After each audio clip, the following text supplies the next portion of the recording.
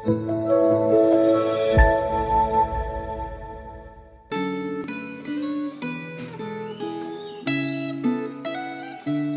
jemaat yang dikasihi oleh Tuhan. Senang sekali hari ini kita berjumpa kembali dalam Refleksi Gemah. Mari kita berdoa mohon pimpinan Tuhan. Bapa dalam surga, terima kasih untuk hari ini yang Tuhan berikan kepada kami. Biarlah Tuhan memimpin menyertai kami menjalani hari ini dengan pertolongan dan berkat dari kebenaran firman Tuhan yang kami renungkan bersama-sama. Pimpin dan sertai kami. Di dalam nama Tuhan Yesus, kami berdoa. Amin. Saudara-saudara yang dikasihi oleh Tuhan, hari ini renungan Gemah kita terambil dari Yohanes pasal 19 ayat 38 sampai 42.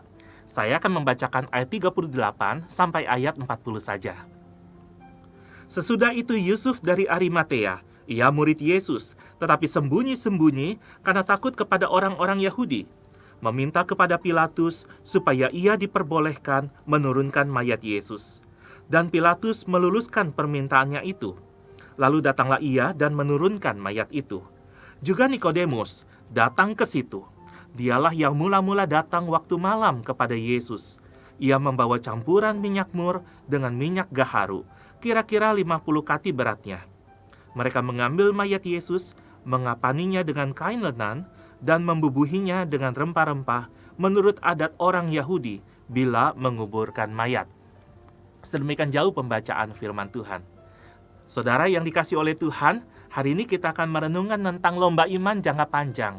Bahwa kehidupan orang percaya adalah sebuah proses pertumbuhan, makin lama makin serupa dengan Kristus.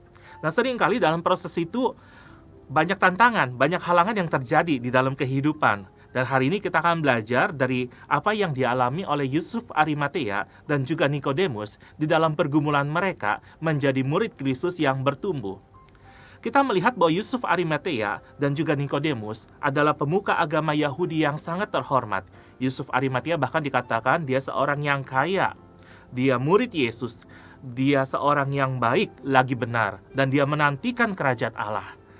Dengan kerendahan hati, dia memberikan kuburnya sebagai makam bagi jasad Yesus. Sementara Nikodemus, dia membawa rempah-rempah yang mahal untuk menyatakan penghormatan kepada Tuhan Yesus. Nah, saudara-saudara yang kasih oleh Tuhan, mereka berdua mulai menjadi murid Yesus secara diam-diam, secara sembunyi-sembunyi. Mereka dikatakan takut kepada orang Yahudi. Namun, ketika Tuhan Yesus disalibkan, mereka berinisiatif, mereka memberanikan diri untuk datang kepada Pilatus, minta izin supaya mereka bisa menguburkan mayat Yesus. Di sini kita melihat ada sebuah proses yang berbeda. Dulu malu-malu, dulu takut, dulu nggak berani. Tetapi sekarang mereka berani. Mereka tidak takut lagi. Mereka mantap dengan kehidupan imannya. Sekarang bagaimana dengan kita?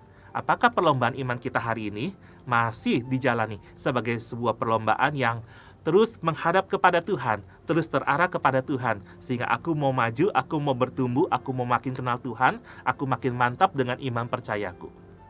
Menjadi murid Kristus berarti ada perubahan sikap dan tindakan. Dulu Yusuf Arimatea dan juga Nikodemus cuma berani menjadi murid Yesus sembunyi-sembunyi, diam-diam, takut ketahuan orang. Sekarang mereka berani menyatakan imannya secara terbuka. Waktu menghadap Pilatus, pasti bisa ketahuan oleh orang banyak. Oh Yusuf Arimatea, oh Nikodemus, mereka datang kepada Pilatus. Mereka minta mayat Yesus. Mereka pasti muridnya. Jadi di sini kita melihat ada sebuah proses, bukan? Dari diam-diam menjadi terbuka dengan imannya. Lalu yang kedua, menjadi murid Kristus berarti ada perubahan sikap dan tindakan dari takut akan manusia menjadi lebih takut, menjadi lebih hormat kepada Tuhan. Kalau dulu rasa takut kepada manusia menguasai mungkin hati dan pikirannya, Yusuf Arimatea, Nikodemus, mereka takut kehilangan jabatan, takut kehilangan pengaruh, takut kehilangan status sosialnya di tengah masyarakat. Namun dalam perjalanan mereka mengikut Yesus, perjalanan mereka mengenal Yesus, pada akhirnya mereka menjadi lebih takut, lebih hormat kepada Tuhan. Lebih takut apa kata Tuhan ketimbang lebih takut kepada apa kata manusia. Hari ini banyak orang percaya lebih takut kepada apa kata manusia ketimbang apa kata Tuhan tentang mereka. Kenapa? Karena kenikmatan dunia, kenyamanan dunia menina-bobokan dan membuaikan kehidupan kita. Sehingga iman kita jadi iman yang kompromi, jadi iman yang sembunyi-sembunyi. Padahal dalam prosesnya, kalau di awal sembunyi-sembunyi, dalam proses pertumbuhannya menjadi iman yang berani dinyatakan secara terbuka, memberi dampak luar biasa. Tapi kadang-kadang dalam kehidupan kita sebagai orang percaya, sekian lama kita jadi orang Kristen, justru kehidupan iman kita jadi kehidupan iman yang ditutup-tutupi. Yang penting orang gak usah tahu kalau saya orang Kristen, yang penting cukup saya sama Tuhan. Padahal menjadi seorang Kristen artinya engkau menjadi surat Kristus yang terbuka, yang dapat dibaca oleh semua orang. Apakah Kristus hadir di dalam kehidupanmu? Yang ketiga, saudara-saudara, menjadi murid Kristus berarti menyadari bahwa perlombaan iman ini bukan jangka pendek, tapi jangka panjang. Sehingga kita terus menggumulkan bagaimana cara kita bisa mengakui dan menghormati Yesus lewat ketaatan hidup kita. Waktu kita menunjukkan sebuah kesaksian hidup yang baik, kita menunjukkan ketaatan kita kepada Tuhan. Jadi seorang ayah, jadi seorang ibu rumah tangga, jadi seorang pekerja, jadi seorang karyawan, jadi seorang pimpinan, jadi seorang penata layan, jadi majelis, jadi rohaniwan, jadi tokoh masyarakat, jadi pejabat publik, atau apapun juga kita berusaha menunjukkan penghormatan kita kepada Tuhan pada waktu kita belajar mentaati kebenarannya di dalam kehidupan kita secara praktis.